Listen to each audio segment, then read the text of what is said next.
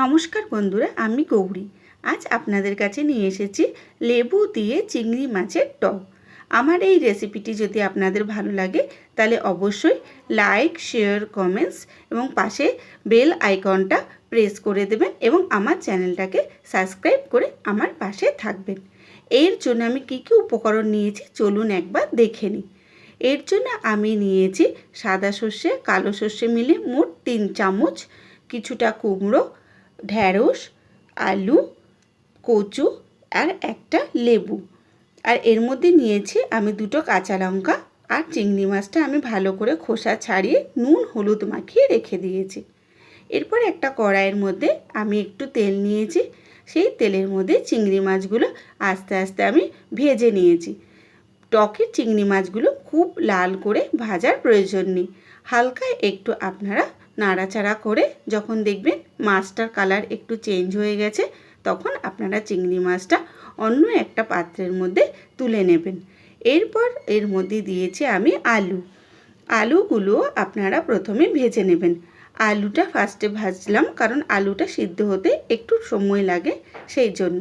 এবার এই আলুটাকে তেলের মধ্যে একটু নাড়াচাড়া করে তারপরে আমি এর মধ্যে একটু সামান্য হলুদ আর সামান্য একটু নুন অ্যাড করেছি। নুন আর হলুদ দেওয়ার পর তারপরে হালকা হাতে এটা একটু নাড়াচাড়া করে নেবেন। যখন আলুটা একটু ভাজা ভাজা হয়ে আসবে তারপরে এর মধ্যে আপনারা কচুটা অ্যাড করে দেবেন। কচুটাও ওই আলুর মধ্যে আমি দিয়ে দিয়েছি। দিয়ে কচু আর আলু একসাথে ভেজে নিয়েছি, একটা অন্য পাত্রের মধ্যে তুলে নিয়েছি।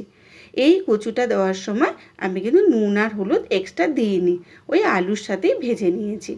এবার সেম একই তেলে আমি কিছুটা কুমড়ো ছিল সেটাকেও নুন আর হলুদ দিয়ে ভালো করে আস্তে আস্তে ভেজে নিয়েছি। কুমড়ো বেশি ভাজা আপনাদের দরকার নেই, একটু ভাজলেই দেখবেন কালারটা চেঞ্জ হয়ে যাবে। তখন আপনারা কুমড়োগুলো অন্য আরেকটা পাত্রের মধ্যে তুলে নেবেন।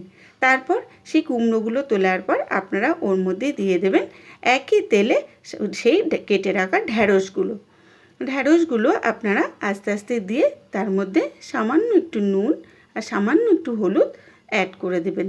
নুন আর হলুদ দিয়ে ঢ্যাঁড়সগুলো আপনাদের আস্তে আস্তে ভেজে নেবেন। খুব লাল করে ভাজার দরকার নেই, একটু ভাজা ভাজা হলেই ঢ্যাঁড়সগুলো আপনারা তুলে নেবেন। এরপরে দেখুন আমি সব সবজি একটা প্লেটে তুলে নিয়েছি। এরকম হালকা করে ভেজে নিলেই হবে, খুব সুসিদ্ধ বা খুব নরম করে আপনাদের এগুলো টকের সবজি ভাজার প্রয়োজন নেই। এর মধ্যে আমি নিয়েছি একটা প্লেটের মধ্যে যে সর্ষেটা বেটে ছিল সেই সর্ষেটা আমি ভালো করে বেটে নিয়েছি এবং তার মধ্যে আমি অ্যাড করেছি একটু নুন আর একটু হলুদ। এরপরে আমি এর মধ্যে সামান্য একটু জল অ্যাড করেছি।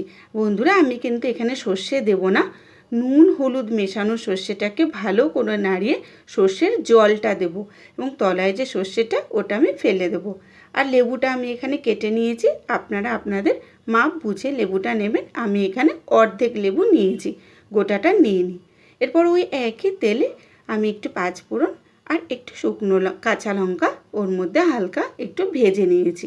আমি ঝালটা আমার পরিমাণ বুঝে দিয়েছি, আপনারা আপনাদের পরিমাণ বুঝে দেবেন। তারপর ফোড়নের যখন একটা সুন্দর গন্ধ বেরিয়ে আসবে তখন ওর মধ্যে সমস্ত সবজি আপনারা একসাথে দিয়ে ফোড়নের মধ্যে ভালো করে নাড়াচাড়া করে নেবেন। যখন দেখবেন হালকা ওই ফোড়নের মিষ্টি একটা গন্ধ বেরিয়ে আসছে আর সবজিগুলোর সঙ্গে মিশে গেছে তখন যে সর্ষে থেকে আমি জলটা নিয়েছি সেই জলটা আমি ওর মধ্যে দিয়ে দেবো। আমি এখানে আমার পরিমাণ মতন 2 বাটি আর একটু তার বেশি জল নিয়েছি। জলটা আপনাদের পরিমাণ বুঝে আপনারা নেবেন। আর দেখুন যে এক্সট্রা সর্ষে ছিল সেই সর্ষেটা আমি বাদ দিয়ে দিয়েছি। এরপর যখন দেখবেন ঝোলটা একদম ফুটে উঠেছে তখন আপনারা একটু নাড়াচাড়া করে ওর মধ্যে আমি যে লেবুটা কেটে রেখেছিলাম লেবুর রসটা আমি ওই সবজির মধ্যে দিয়ে দেবো। এরপরে একটু নাড়াচাড়া করে নিয়ে ঢাকনাটা চাপা দিয়ে দেবো এবং সবার শেষে সামান্য একটু চিনি দিয়ে টকটা আরেকবার ভালো করে নাড়িয়ে নেব। নিয়ে আরেকটা ঢাকনা চাপা দিয়ে প্রায় মিনিট 10 এই অবস্থায় রেখে দেব। তারপর অন্য একটা বাটির মধ্যে সেটা আমি ঢেলে নেব। তাহলে বুঝতে পারলেন বন্ধুরা টকের রেসিপি কত সহজেই রান্না করা যায়। যদি আমার এই রেসিপিটা ভালো লাগে তাহলে অবশ্যই বাড়িতে ট্রাই করে আমাকে কমেন্ট বক্সে জানাবেন।